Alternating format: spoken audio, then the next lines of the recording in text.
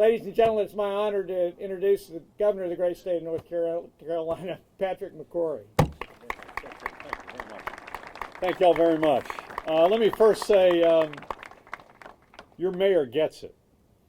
Your mayor gets the importance of a center city and the connectivity that's needed for a center city. Your city council gets it. Your county commission gets it. And I've seen the total progress that's been made in downtown Wilmington of being an attraction and being a livable community with a quality of life that's second to nobody in the United States of America. So y'all need to give your mayor a round of applause and your city council. They've given me notes to speak on, but I don't need notes to speak on because I used to be a mayor, and I'm trying to bring this mayor's attitude to the governor's office, especially as it relates to connectivity. And the fact of the matter is that we have a choice when we build bridges. The bridge and the railroad tracks can continue to be a barrier where you either live on this side or you live on that side, or it can be a connectivity where you bring people together. A bridge can either be an ugly type of highway bridge with no pedestrian-friendly access, that's ugly, that has no significant presence in a community, or it can be an attraction for pedestrians, an attraction that is a welcoming sign even to your center city. And that's what we're trying to do now with bridges across North Carolina. Whether it is even a highway bridge, I'm demanding of our DOT that we look at the bridge, especially if it crosses a river or it comes into a center city, or it even comes into our state from South Carolina or Virginia. The bridge ought to be a welcoming architectural site where you go, I'm here. And the bridge shows that we're now here, and it shows that you're connected to North Carolina and its people. And this bridge is an example of just that.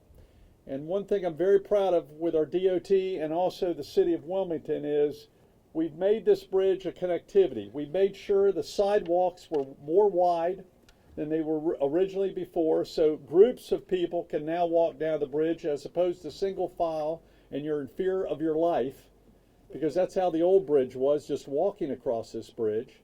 So if you notice the very wide sidewalks in comparison to other bridges.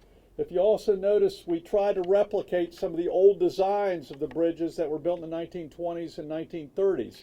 So it wasn't built just as a highway bridge as though it was 30 miles outside the city, how many bridges are designed. So the architecture of this bridge, I'd like to compliment the city of Wilmington for putting these lights in, because I think that highlights the bridge as a major welcoming to 3rd Street as you come into the center city. It's a major design feature that we ought to have, frankly, on every one of our bridges. Your mayor and I were also just talking about not only should we think about the bridge above the bridge, but also what will the bridge look like below, as we want pedestrians to actually walk below the bridge and connect all the way to the water. And down the road, what I'd like to make sure is that we have proper lighting and maybe even art underneath this bridge. So the bridge is not a barrier, or the railroad tracks is not a barrier, but it's a welcome attraction for pedestrians, not just cars. And that's what brings quality of life and livability to a center city like you have here in Wilmington. So we want to take this replica and transfer it to all towns and all cities throughout North Carolina. So that was our goal. By the way, the iron fence is another great added addition to the architectural value.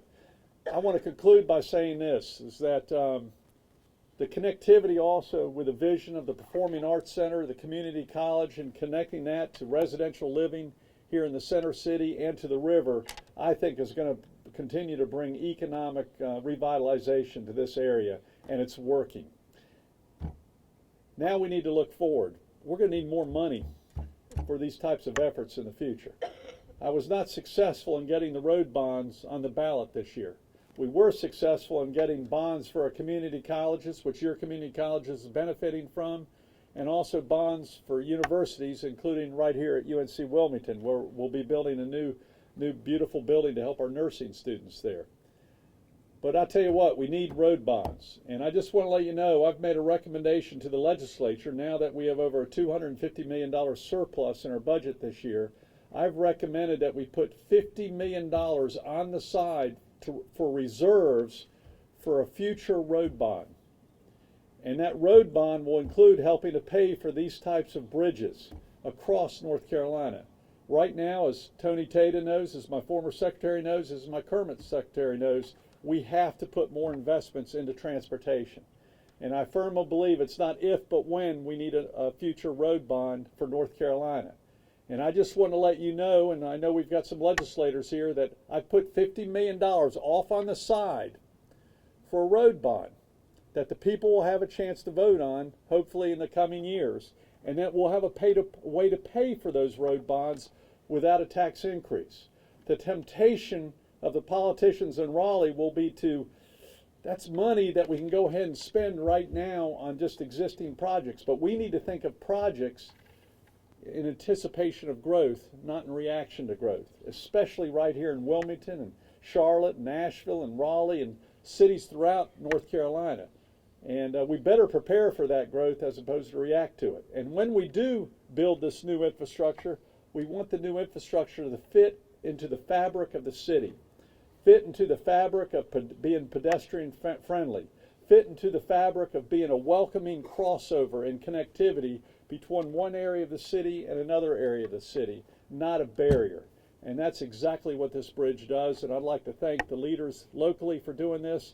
I'd like to thank my teammates for making this happen. It's great to be back in Wilmington. You've got, I think, one of the greatest cities in the United States of America.